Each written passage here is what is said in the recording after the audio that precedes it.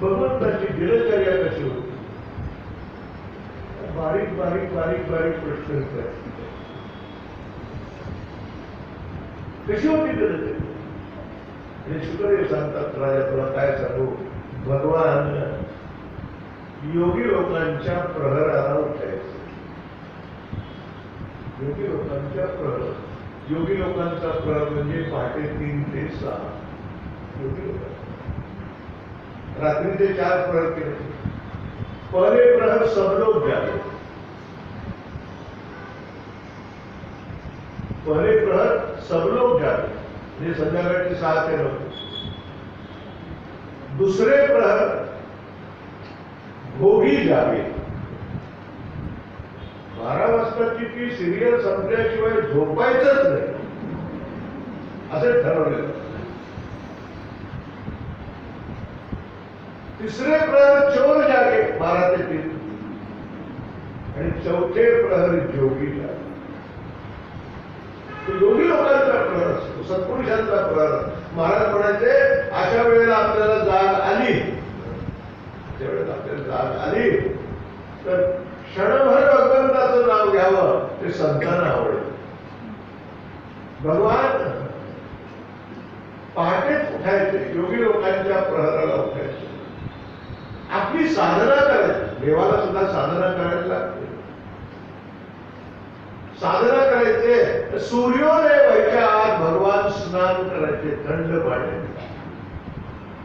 सूर्योदय झाला, स्नान झालं, भगवान सुंदर असं रेशमी सोळं नेसायचे, देवघरात यायचे, संध्यावंदन करायचे, अंगाला भस्म लावायचे, संध्यावंदन करायचे, ब्रह्मयज्ञ करायचे, भूतयज्ञ करायचे, देवपूजा करायचे. परीक्षिती म्हणतो सगळं देव जग त्याची पूजा करतात. आणि हा कोणाची पूजा करत होता? कोणाच्या मूर्ती होत्या? कोणाच्या मूर्ती होत्या सांगू?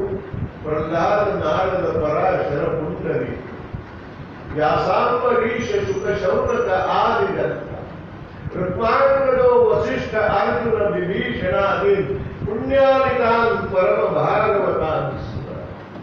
जे भागवती आहेत त्यांची पूजा होत,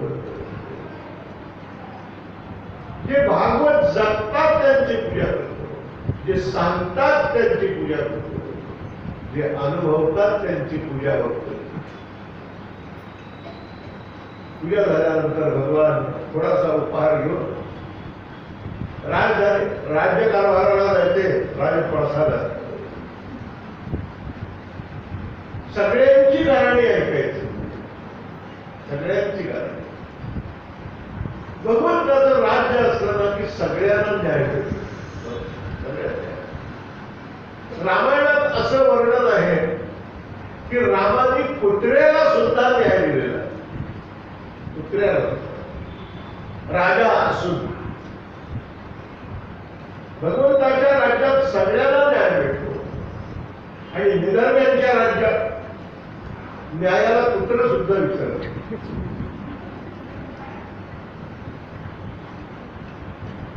भगवान सगळ्यांचा न्याय निवाडायचे.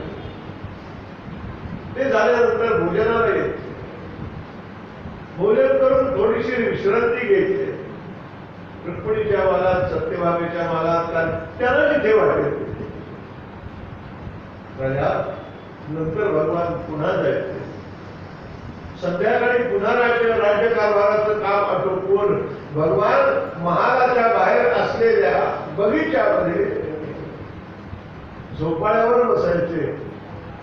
त्या झोपाळ्याला चंदनाचा झोपाळा होता आणि सोन्याच्या कड्यावर. तिथे बसून आता भगवान इथे बसले म्हटल्यानंतर निसर्गालाही मोठं आल्हाददायक वाटायचं. पारिजातक नावाचा वृक्ष संध्याकाळच्या वेळेला वायू बरोबर येताना म्हणायचा, मला पण घेऊन जा, मी श्रीकृष्ण चरणाला स्पर्श करतो. तदनंतर भगवान आत यायचे, शेजारती करायचे, काय उपहार घ्यायचा तो घ्यायचे. आणि भगवत स्मरण करत करत करत भगवान आपल्या शयन मंदिरामध्ये विश्रांती घ्यायला जायचे. पुन्हा पहाटे 3 वाजता उठायचे. आज जागरण झालंय म्हणून हे सगळं हाट आपल्याकडे असतं. असा भगवंताचा दिनक्रम होता राजा प्रकाश.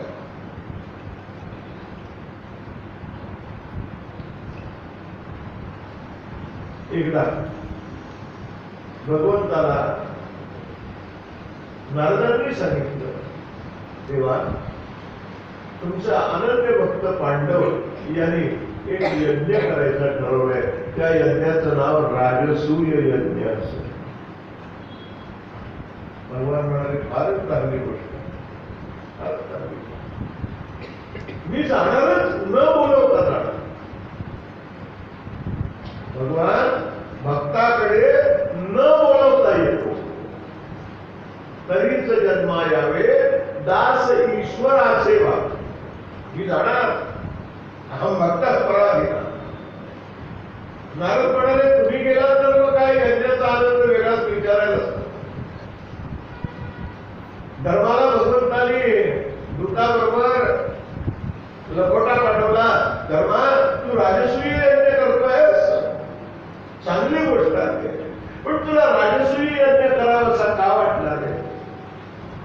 का वाटला? का धर्माला वाटलं राजसूय यज्ञ कर? पण राजसूय यज्ञ म्हणजे काही सामान्य नव्हे, वैश्वदेव नव्हे. एवढेसे तांदूळ, ठिपकाभर तूप, अग्ने स्वाहा, इंद्राय स्वाहा, सोमाय स्वाहा, वरुणाय स्वाहा, लावायचं. तो घरात करायचा असतो. वैश्वदेव घरात करायचा असतो. मी एके ठिकाणी आमच्या गुरुजींबरोबर कीर्तनाला गेलो, सावंतवाडीवर. आता ते वैश्वदेव झाल्याशिवाय जेवत नसतं. मला त्यांनी सांगितलं, घरात जाऊन विचार, वैश्वदेव झालाय का, केलाय का वैश्वदेव? माऊलीनं सांगितलं, बाकीचे सगळे पदार्थ केले, फक्त वैश्वदेव केलेलं नाही. तो घरच्या यजमानाने करायचं. पंचमहायज्ञातला एक यज्ञ. तुला वैश्वदेव वाटला तर इतकं सोपं नाहीये. त्यात पहिली गोष्ट म्हणजे त्या यज्ञाला कोणी विरोध करता कामा. सर्वेषां अविरोध. त्या यज्ञाला कोणीही विरोध करता कामा नये, पहिली गोष्ट. तुमच्या यज्ञाला विरोध करून करणार आहे मला माहिती आहे. यज्ञ रोधाशी करील जरासंध, जये केले बहु नृपती मती बंद. त्या जरासंधाचा पहिल्यांनी पारिपात केला पाहिजे. तो कसा करायचा? भगवान म्हणाले, मी आलोय ना तेवढ्या करता, विनाशाच्या दुष्कृता मी आलो. माझ्याबरोबर अर्जुनाला दे आणि भीमाला दे. आणि भगवान त्या दोघांना घेऊन त्या जरासंधाची जी नगरी होती की नाही तिकडे गेले. त्याला आव्हानच दिलं. नेहमीप्रमाणे आव्हान नाही दिलं, पण आव्हान कशाचं दिलं? त्याच्या दारात जाऊन उभे राहिले आणि जरासंधाला कळलं की 3 ब्राह्मण आलेले आहेत आपल्या दारामध्ये. काय पाहिजे? याचक आलेले आहेत. काय पाहिजे तुम्हाला? आम्हाला भिक्षा पाहिजे. भिक्षा पाहिजे, देतो ना, जोडी उडा. ते म्हणाले, ही भिक्षा नको, आम्हाला मल्लयुद्धाची भिक्षा. मल्लयुद्धाची भिक्षा. जरासंध म्हणाला, कोणाबरोबर मल्लयुद्ध करायचं? तुझ्याबरोबर मुळीच नाही, कारण तू ब्राह्मण नाहीच आहे. या दोघांतले बदले सुद्धा कोणी ब्राह्मण नाही. अर्जुन जो होता ना बाजूला, देवाच्या उजव्या बाजूला, त्याच्याकडे बघितलं. ज्याच्याबरोबर नाही युद्ध करणार, याच्या अंगात ताकदच नाही. अज्ञातवासात कुठे काय होऊन राहिला होता माहितीये ना? अशाशी युद्ध करायचं. मग कोणाशी युद्ध करणार? हा जो आहे ना डाव्या हाताला 6x6 तो भीम होता, भीमसेन होता, याच्याशी युद्ध करीन. भगवान म्हणाले आम्हाला तेच पाहिजे होते. कृष्णाचं राजकारण भल्या भल्याला कळत नाही आणि सगळं भारतीय युद्ध फक्त कृष्णाने आपल्या युक्तीनं जिंकलेलं आहे. नाही तर पांडवांचा तागा नसता लागला.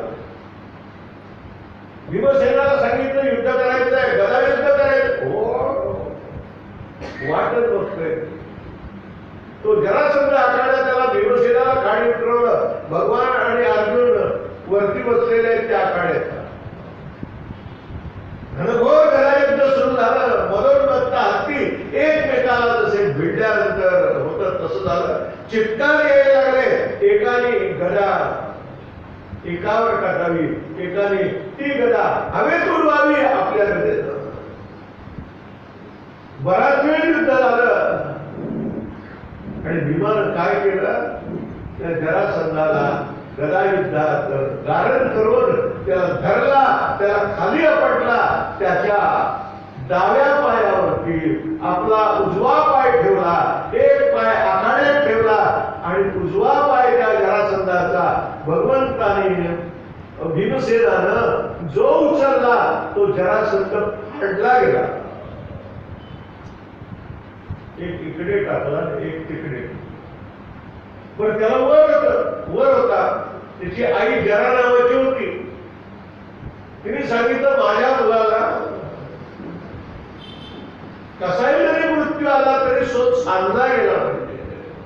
हे भगवंताला माहिती. भीमानं 10 वेळेला त्याला फाडून टाकला तरी तो पुन्हा जोडला नाही, तर पुन्हा उभा राहिला. भगवान म्हणाले ती सर्कस किती वेळ चालायची. शेवटी भगवंताने भीमाकडे कृपा दृष्टी टाकली आणि भीमाने वर बघितलं आणि भगवंताने काय दिव्य लीला केली.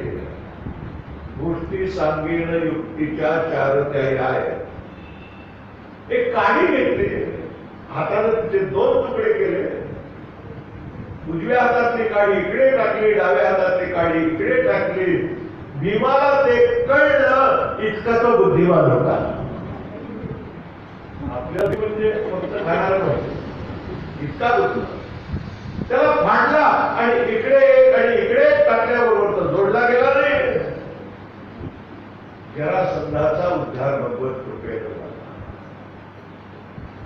आणि आता शत्रूच नाही राहिला. राजसूय यज्ञ करायचा आता आपल्याला. कसा करायचा, त्याची योजना काय करायची. पांडवांची सभा झाली. सगळ्यांना बोलवले ते. सगळ्या कौरवांना, धृतराष्ट्र, गांधारी सकट सगळ्यांना बोलवलं.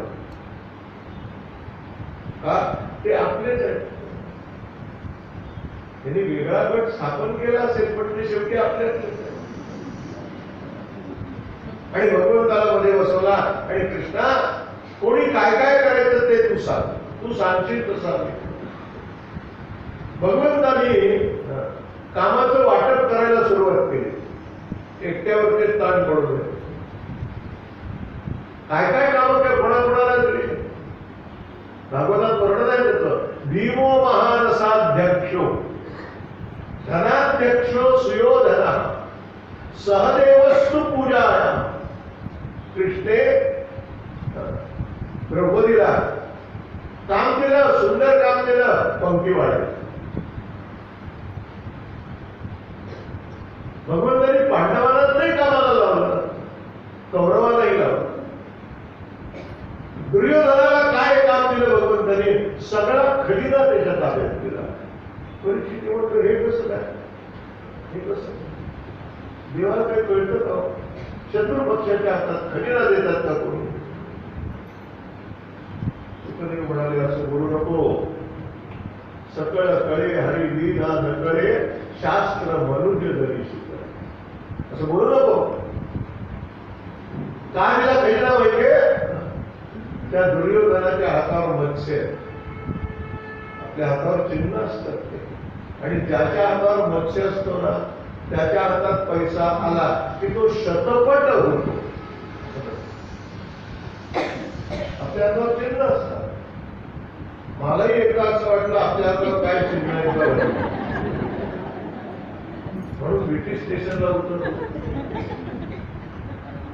आणि ते पोपट घेऊन बसलेले असतात, पुढपुढे होती, कोणी आपल्याकडे बघत नाही. असं बघून त्याला म्हटलं जरा हात बघा म्हणून. दुर्योधनाच्या हातावर मत्स्य होता असं आम्ही ऐकलंय, आमच्या हातावर काय काही चिन्ह भिन्न आहेत.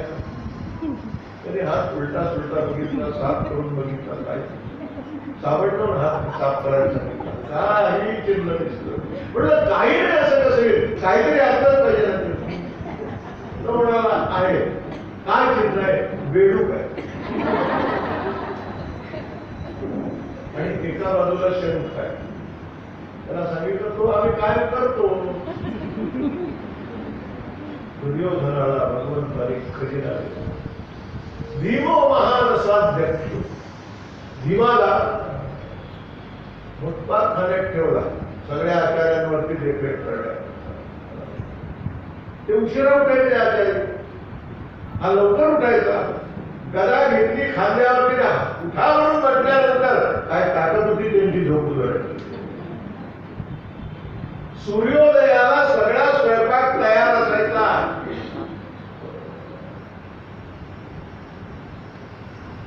धनाध्यक्ष सुयोधना सहदेवस्तु पूजा.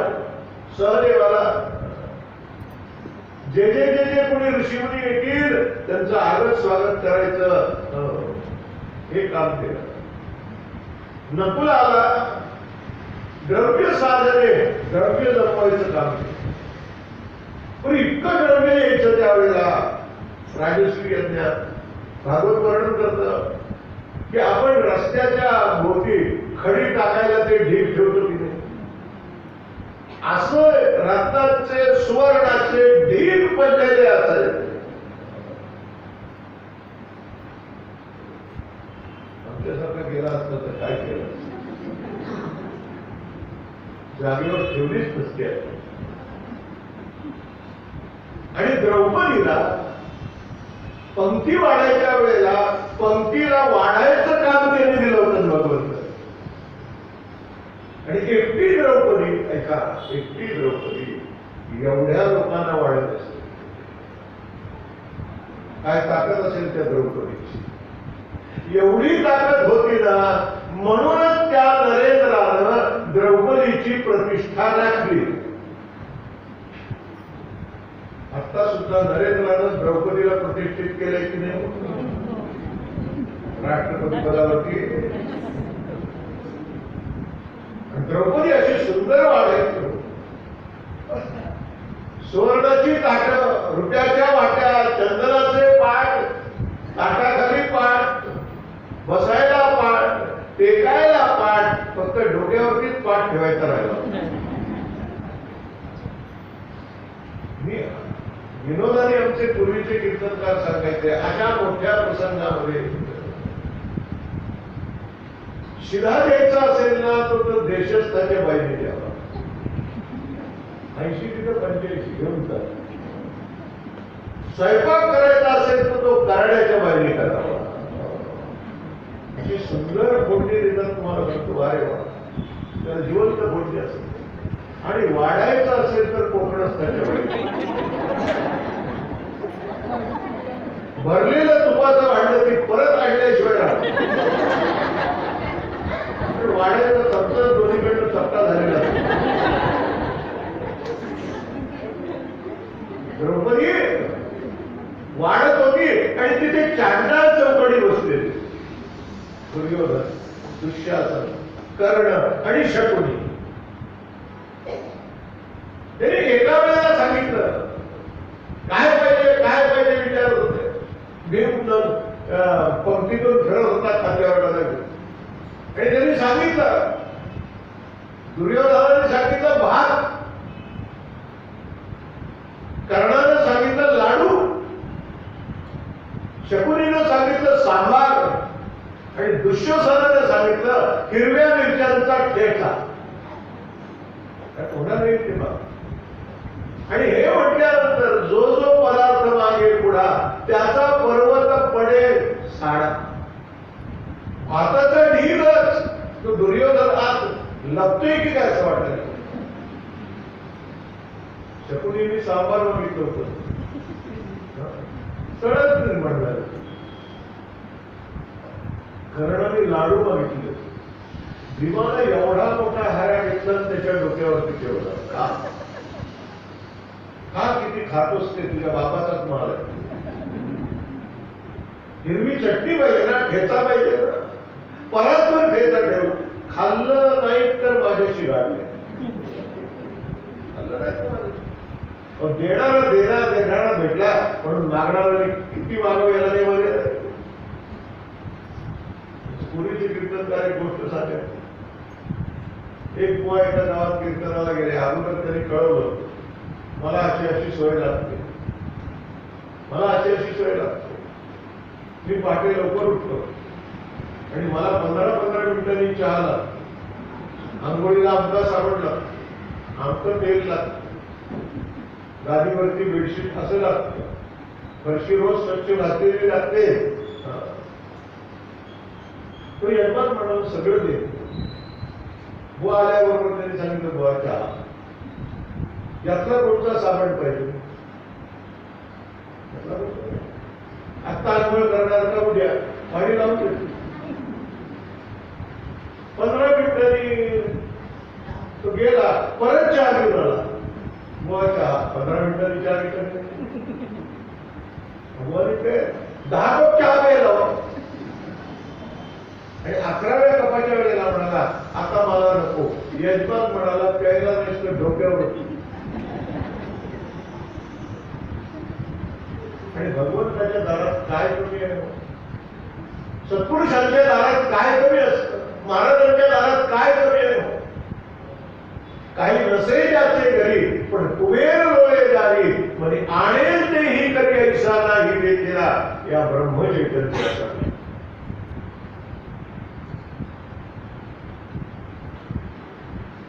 जो म्हणवी तो अज्ञानी पण ज्ञानी आमचा ज्ञानी. अशी सत्ता भगवंताची सद्गुरूंची सत्ते संतांची असते. राजसूय यज्ञ अशा पंक्ती उठताय. तो घंटा वाजायला लागली. घाट घाट घाट घाट घाट घाट. धर्मराज म्हणतो देवा घंटा कशी वाजायला लागली. स्वर्गातली घंटा वाजायला लागली. असा एखादा मोठा यज्ञ संपन्न झाला की स्वर्गातली घंटा वाजते. देवा घंटा कशी वाजायला लागली. भगवान बाहेर येऊन बघतात तो ती ताटली ब्राह्मण लोकांची ऋषींची जेवण झालेली ताटत सोन्याची भगवंतांनी उचलून, कारण भगवंतांनी तेच काम घेतलेलं होतं. वैजयंती दिवाळा मागे टाकली, आपला पितांबर खोचला, किरीट काढून ठेवला आणि भगवंताने ती उष्टी ताट उचलावी बाहेर टाकावी. एकदा टाकलेलं पुन्हा नाही. हॉटेलातल्या डिश होत्या त्या. हॉटेलातल्या डिश. एकाने हॉटेलमध्ये गेला आणि मटकीची उसळ खायची त्याला फार होत. ऑर्डर केली वेटरला मटकीची उसळ पाहिजे. त्याने आणली. त्याने खायला सुरुवात केल्याबरोबर खाली आंबट गोड लागायला लागले. म्हणाला हे काय आहे. मालक म्हणाला तुमच्या आधी या डिश मध्ये एकानं श्रीखंड खाल्लेलं होतं.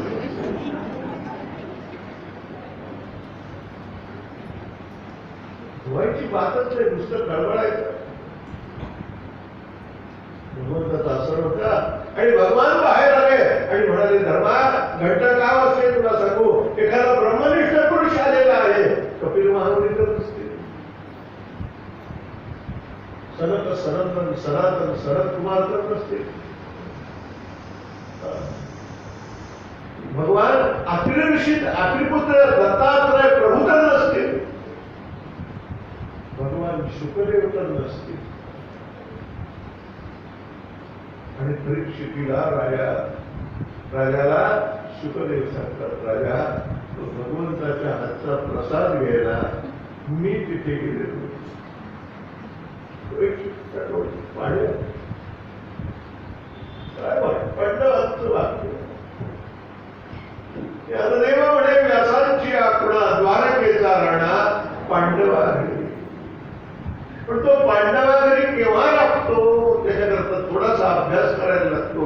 हरिमुखे म्हणा हरिमुखे म्हणा पुण्याची गणना हरिमुखे म्हणा हरिमुखे म्हणा. भगवंताने ओळखलं भगवान शुकदेव आलेले राजा ते बघ शुक रूपानं व्यास पुजतो भगवान शुकदेव अलक्षरित त्याला आवडतो. यम प्रवरयंत मनुपेत मुपेत कृत्यम द्वैपायनो विरह कातर आजुवा पुत्रेक तन्मयतया तरवो भिरेदूतम सर्वभूत हृदयम मुनिमानितुस.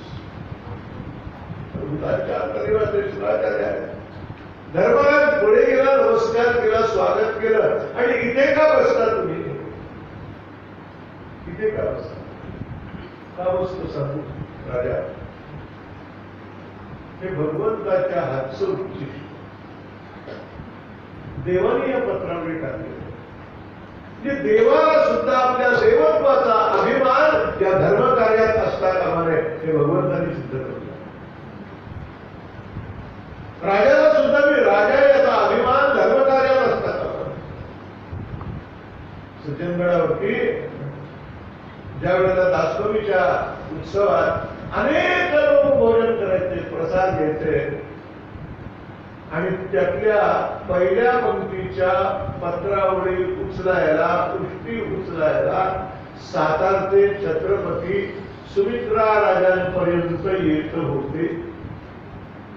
का? ही आमच्या गुरुची सेवा, ही आमच्या गुरुची सेवा आहे. आम्हाला करणं भाग. झाडू लावायचे तिथे झाडू हे गुरुसेवेचं फळ असतं. मारुती रामदासी ब्रह्मलीन झाले ना, त्यांची आख्यायिका सांगतात. श्रीधर स्वामी बहिर्दिशेला गेले की तिथेच त्यांची समाधी लागायची आणि मग तास बाजली घेऊन बाहेर उभे. गुरुसेवेचं फळ. आता शुकाचार्यांना सिंहासनावरती बसवलं. धर्मराजानं द्रौपदीनं त्यांची पूजा केली आणि धर्मराज म्हणतो, कृष्णा हा सगळा माझा यज्ञ तुझ्या कृपेमुळे पार पडला. आता तुझी पूजा करावी आणि तुझ्यासारखा मोठा कोणीच नाही. अग्रपूजेचा मान तुला द्यायचा असं आम्ही ठरवलं. तू सिंहासनावरती बस. रुक्मिणीसह वर्तमान भगवान सिंहासनावरती बसले. तो तिथे भगवंताची निर्वंसना करायला सुरुवात केली. कोणी? शिशुपाल. त्याला साथ देत होता दंत. हा कोण आहे? हा गवड्याचा कोण आहे? हा कसला राजा? अग्रपूजा देवाची करतात नाही तर हा देव कुठला? जेडे वलीला आपला मामा तो का येईल आमच्या कामा. याचे जन्माचे परवडी माय बाबा हाती वेळी दान देता राजा बळी. त्याचं काय असला तर हा कृतज्ञ. काय पूजा करतात? खूप भगवंताला नको नको ते बोलला. भगवंताने सगळं सहन केलं. 100 अपराध भगवंताने सहन केले आणि आपल्या धर्माच्या या सुंदर कार्यामध्ये हे विघ्न नको म्हणून आपल्या कालचक्राला, सुदर्शन चक्राला भगवंताने आज्ञा केली आणि शिशुपालाला गती दिली. शिशुपालाचा उद्धार केला. धर्माने देवाची पूजा केली. दुर्योधनाचा संताप झाला आणि त्या संतापाच्या मनात का संताप झाला? कारण त्या राजसूय यज्ञात मयासुरानं धर्मराजाला एक सभा दिलेली होती बरोबर. आणि मयासुर म्हणजे शिल्पशास्त्रातला अत्यंत उत्तम असा कारागीर. ती सभा कशी होती? पाणी असं वाटावं तिथे जमीन असायची आणि जमीन असं वाटावं तिथे पाणी असायचं. ती सभा बघायला गेले सगळे, काय दिले बघूया. आणि दुर्योधनाने आत प्रवेश केला, त्याला वाटलं पाणी आहे, म्हणून त्याने आपल्या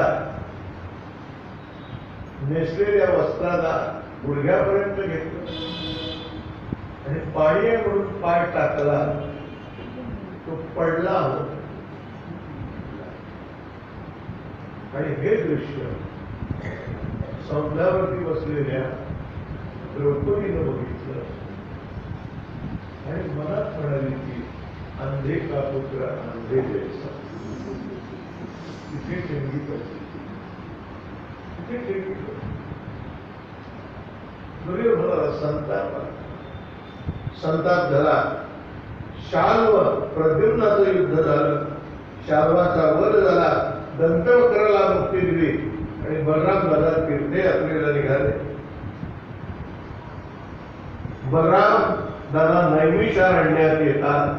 तो तिथे या शौनकादी ऋषी आणि सुतांची सभा भरली आणि ते कृष्ण चरित्र गात होते.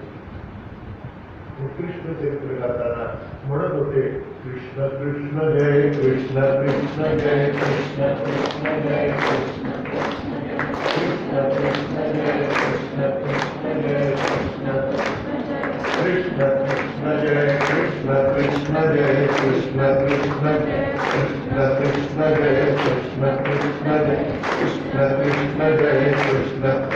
भगवान परिस्थिती म्हणतो, गुरुजी किती सुंदर श्रीकृष्ण चरित्र आहे. तुकडे म्हणतात ते आहेच म्हणजे सुंदर आहे. राजा तुला इतकी उत्कंठा श्रीकृष्ण चरित्राची कारण असं आहे, तू भगवान पांडवांचा कुलकर्णी आईच्या पोटात भगवान श्रीकृष्णाने तुझं रक्षण केलेलं आहे. त्याला तू आईच्या पोटातून बाहेर आल्यापासून शोधतोय. म्हणून राजा तुझ्या परीक्षिती या नावाचा अर्थ हा आहे. मी नावाप्रमाणे कीर्ती आहे. परीक्षिती म्हणतो गुरुजी इतका श्रीकृष्णचंद्र परमात्मा, तुम्ही मला त्याचं इतकं सुंदर चरित्र ऐकवलं. तुम्हाला एक सांगा की तो परमात्मा कोणाचं चरित्र रोज गात होता? कोणाचं चरित्र? कोणाच्या चरित्राच्या गायनाने त्याला रोज आल्हाद मिळत होता? त्याला श्रम वाटत नव्हते कोणाच्या चरित्राच्या गायनामुळे. शुकदेव सांगतात भक्ताच्या चरित्रात. असा कोण भक्त होता की भगवान त्याचं रोज चरित्र गायचे? आणि भगवान शुकदेवाने राजाला त्या भक्ताचं चरित्र सांगायला सुरुवात केली. कोण होता तो? काय चरित्राची प्रस्तावना शुकाचार्याने सुंदर केलेली आहे भागवतात. कृष्णस्याश्चित् सखा कश्चित् ब्राह्मणो ब्रह्मवित्तमः विरक्तेन्द्रियार्थेषु प्रशांतात्मा जितेन्द्रियः. कृष्णस्याश्चित् सखा, तो भगवंताचा सखा होता. परीक्षिती म्हणतो माझे आजोबा भगवंताचे सखा होते असं म्हटलं जातं. मग हा कुठला आणला आणि एक वेगळा सखा कसा होता? कृष्णस्याश्चित् सखा कश्चित् ब्राह्मणो, ब्राह्मण होता. ब्रह्म जानाति इति ब्राह्मण, त्याला परब्रह्म पूर्ण कळलेलं होतं, आकलन केलेलं होतं, पचवलेलं होतं. ब्राह्मण म्हटल्यानंतर परीक्षितेला कळलं आपल्या आजोबांची कथा ते क्षत्रिय आहे. पण दुसरा ब्राह्मण नव्हता, ब्रह्मवित्तमः. ब्रह्मविद ब्रह्मैव भवति असा होता. पुन्हा विरक्तेंद्रियार्थेषु, त्यांनी सगळी इंद्रिय भगवंताकडे लावलेली होती. त्या इंद्रियाला तो रोजच सांगत असे, अभ्यासच देत असे. काय सांगत असे? गेली गेली महादेवाचे, गेली गेली महादेवाचे, गोड नाम विठोबाचे, गेली गेली महादेवाचे. डोळ्याला सांगायचा, डोळे तुम्ही घ्या रे सुख, पहा विठोबाचे मुख, घेरी घेरी महादेवा.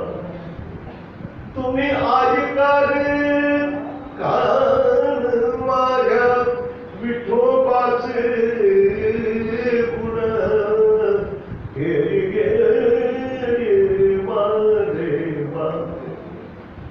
मना तेथे धाव घेरी राही विठोबाचे पायी, घेरी घेरी महादेवा.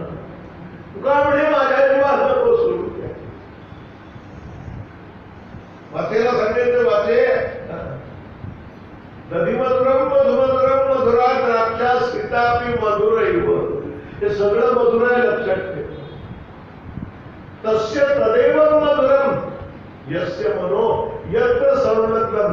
पण याच्याही मध्ये मधुर काय आहे? मधुराधिपते अखिलम मधुर.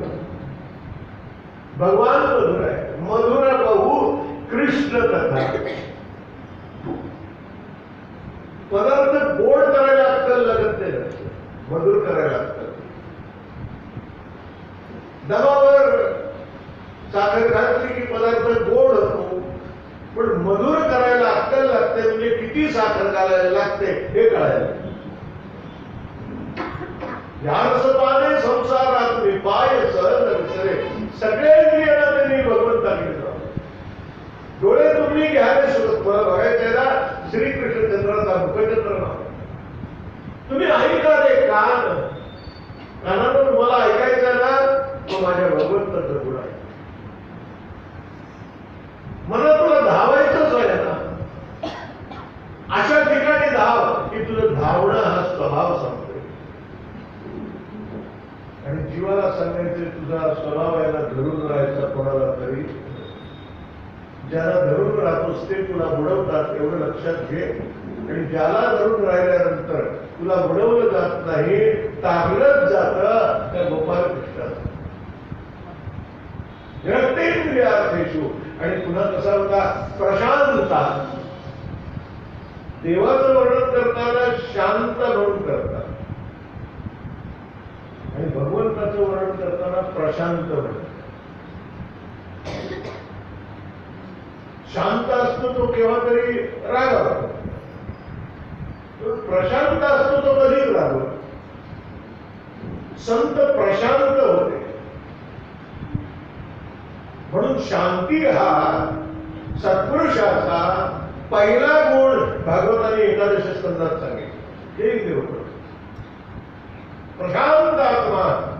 आणि प्रशांत कोण असतो? जो जितेंद्रिय असतो.